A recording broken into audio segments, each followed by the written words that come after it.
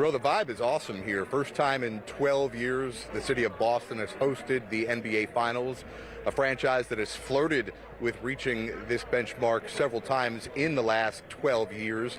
But I also feel like there's a bit of a nervous energy here because as excited as the fans and the organization is for bringing the finals back here with the series tied at 1, the team hasn't been very good on their home court during their march to the finals here. Just a 5-4 record on this court right now. As you see behind me, the Celtics are warming up.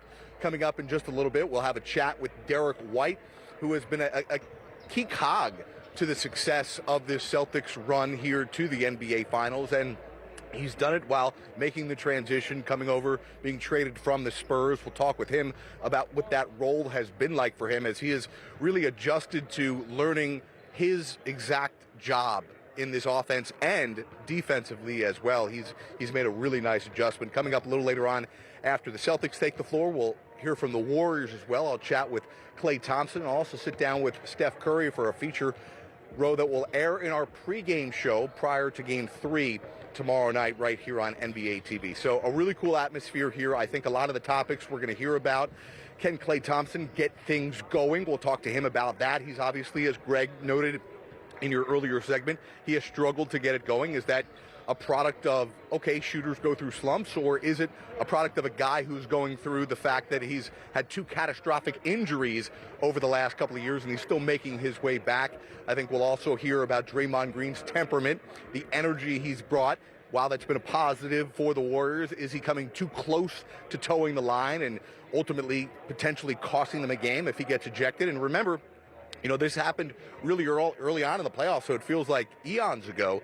Draymond Green is still 2 flagrant foul points away from an automatic 1-game ejection, right? We can't forget about that. So when he gets in tussles like he did with Jaylen Brown in Game 2, you've got to be really careful. You get the wrong official blowing the right whistle, and it really could be catastrophic for the Warriors the rest of this finals if Draymond gets automatically ejected. Again, a flagrant 2 or 2 flagrant 1s automatically is a 1-game suspension for Draymond. In terms of the other side of the ball for the Celtics, I think we're going to hear a lot about the turnovers, how they clean that up, and how they go back to their core reason for how they got here, which is their defense. And can they really find a way to control the Warriors tomorrow night? So, Ro, I think there's a lot of excitement here in Boston. There's a lot of topics that we're going to cover, and we look forward to doing that over the next 2 hours.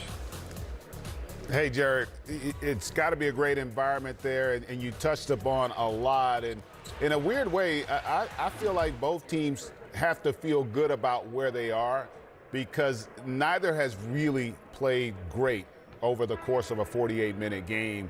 But do you feel like Boston, let's stick with them first, their size advantage was a disadvantage in the second half, really in Game 2 collectively? Robert Williams seemed to be struggling with the injury.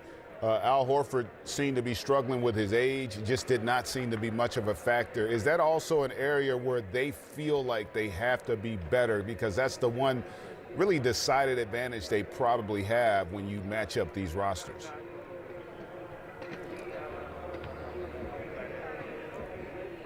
Isn't it funny, Greg, what a difference a game makes? Right, we're looking at Al Horford in Game 2 and saying, I just celebrated his 36th birthday. This guy's getting old, can't really rely on him. That's like 48 hours after saying he had one of the great finals debuts in the history of the NBA Finals, the way he played, knocking down 6 threes. I think Al Horford will be just fine. I think he did hit on something with Robert Williams. I've felt throughout the entire course of the season, as good as Marcus Smart has been defensively, obviously winning Defensive Player of the Year, truly, they need Robert Williams to anchor that defense, right? You need to force Golden State to becoming a jump shooting team. You can't let guys like Steph and Jordan Poole find a way to get to the rim. And something looked off with Robert Williams, whether it was the injury he's been dealing with all postseason long or whether it was something else, whether it was the moment. We can't get into his head.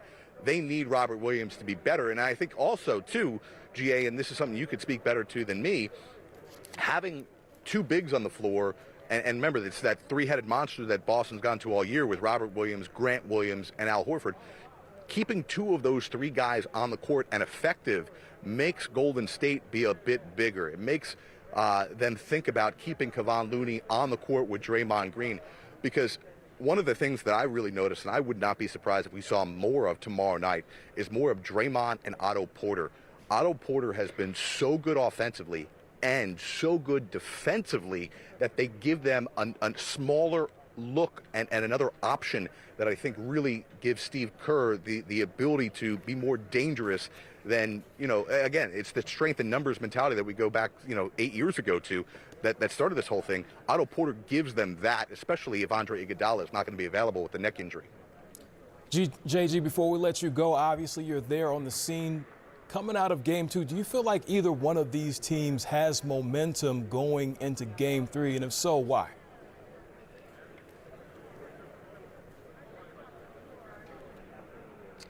No, I don't. I think GA is exactly right in his comments that both teams have to feel good about themselves, but also not great about themselves, because neither team has played sensational, right? We've seen 2 great third quarters by the Warriors, but we haven't seen a full 48 minutes from them.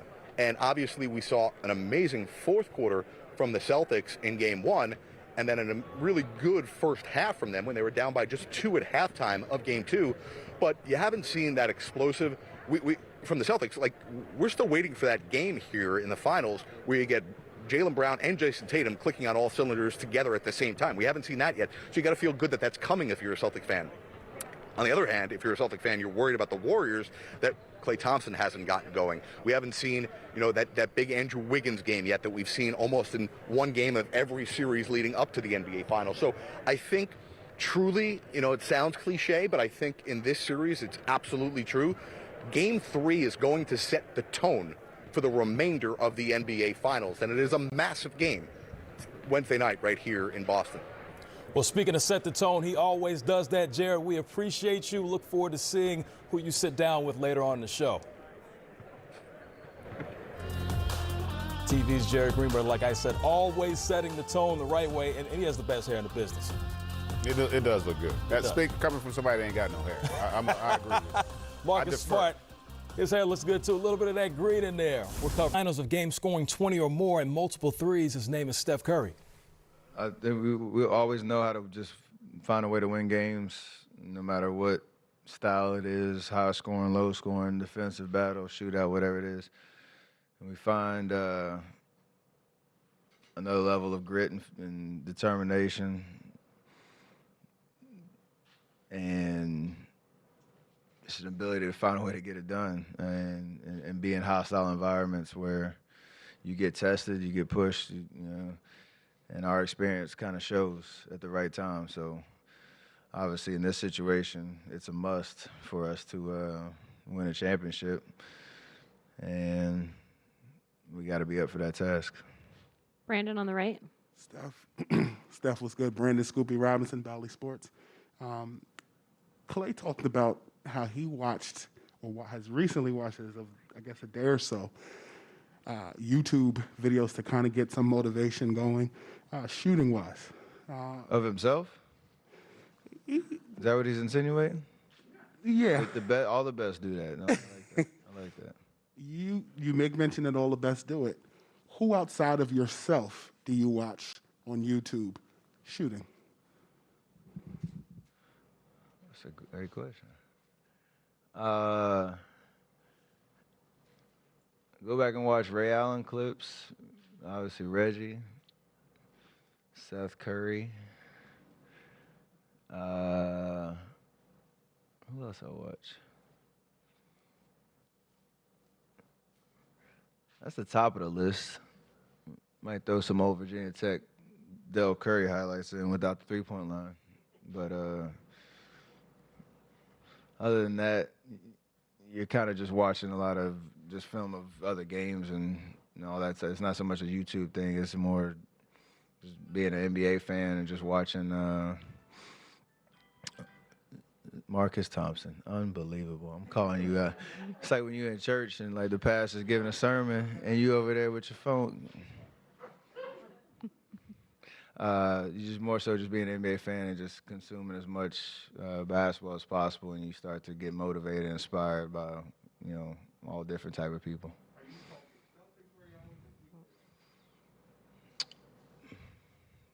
Probably 50-50. He had a lot of great moments in both jerseys. We'll go to Marcus next. Yes. I'd like to begin by repenting for my press conference sins.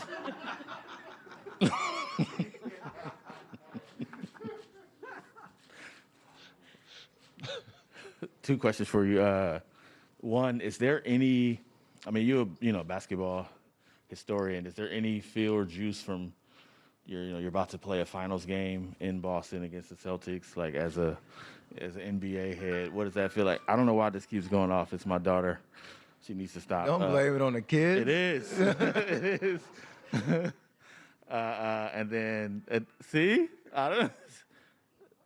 So, and then secondly, why do you think Gary Payton has become such a beloved figure so fast? Like, what is it about him? I don't know why this is happening. I think I'll start with GP. Like, I think probably a lot of, just his name first and foremost in terms of, basketball history. And it's so hard to make this league in general, but even harder when I would feel like the odds of like the NBA's, player's son trying to, follow in the dad's footsteps. It's a difficult, challenging journey for him, coming out of college and trying to find his way, G League, training camp offers, bouncing around the league all over the place, and then finally finding a home. And last year, him coming in and making an impact. And I think he was on two-way last year. And, like, he was available but not really. And then knowing he could really help us this year, and then it actually proven to be an amazing difference maker. I think fans really resonate with that. They love the way, he approaches the game, his energy. He changes games without really, having crazy scoring outputs. It's just the stuff that you just get so much energy from watching him defend and, disrupt and do all that type of stuff. Fans love that, and we love it too as his teammate. So it's been awesome to watch his growth and development this year. And him coming off that injury, that moment he checked back in the game was an amazing. Response from the crowd that gave us a lot of juice. And, I'm sure more of that to come in this series. What was the other question? Oh, Boston. Yeah, this is special. Like, it's a historic team, the dynasties from, the 80s and how many championships they won, over the course of the years. All the different highlights you watch that just have a different iconic look when you see it on TV. Just watching Larry Legend do what he did in his entire career, even looking at the Boston-LA series, KG and, Ray Allen, Paul Pierce, Rondo, and getting the championship here. KG's hilarious post-game. Anything is possible, whatever. So there's a lot of history in this city and in this building, and should be an amazing atmosphere, out there on the court tomorrow and Friday. Brian on the left. Steph, have you found as you've gone through your career that the rims and the arenas are all generally the same? I know Jordan said something in the Denver series. I don't know if that was a joke but just in general, as you've gone across. Well, that was because I think he saw one of them was offline or something that nobody else really saw. And then they actually checked it, and it was like, yeah, it was off center by like an inch or so. I see it more as like just the different venues have different, backdrops and lighting and stuff that certain shooters like more than others. It just depends on kind of what your flavor is. So I like Dallas was like it's like a bright arena, and I just like the lighting in there. The backdrop in Madison Square Garden is dope because it's the stage lighting and it's dark. I just there's certain things you see and you prefer with different arenas and rims around the league. So that's how I see it more so than the actual rim itself. I'm here on the left. Steph, Young Music ESPN. I think you can forgive Marcus. Yesterday was his birthday, so he's getting old. So I was wondering, there are not many teams that have two great all-time shooters like you and Clay. When one of you guys might be in a little bit of a slump, do you guys talk to each other? Do you guys give each other tips, or is it an unspoken thing? Very unspoken thing. I think there's conversations around like maybe play calls or different looks to try to get somebody a good shot, but it's not so much mechanics or building up anybody's confidence, because you don't get to that level if your confidence is that shaky, where, you know, a couple bad games, you're like, oh, the world's falling. And we both understand that vibe. You don't want to, and honestly, you don't really want to hear anything about it if you're going through it yourself, because you know at any moment you can spark yourself to get back on track and get out of it. So it's the best thing you could probably say is just keep shooting, because that's the only way you get yourself out of some rough patches. I don't like to use that S word. Last couple of questions. Monty on the right.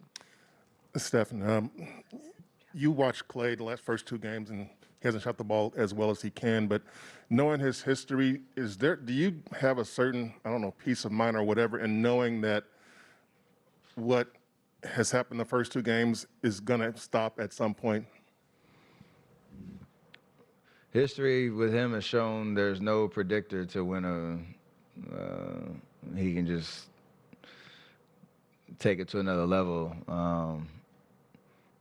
Regular season, playoffs, he's always just found a way to get himself going, and to, especially in the playoffs, just to make an impact that's loud. Usually it's really loud. And his demeanor never really changes.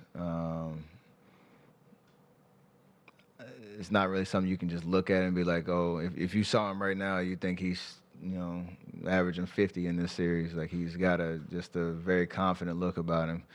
And that's the best thing about him. It's all about the work you put in. It's about the mindset. He doesn't need any teaching points on that. And so that's why there's so much confidence that at any moment he can go off.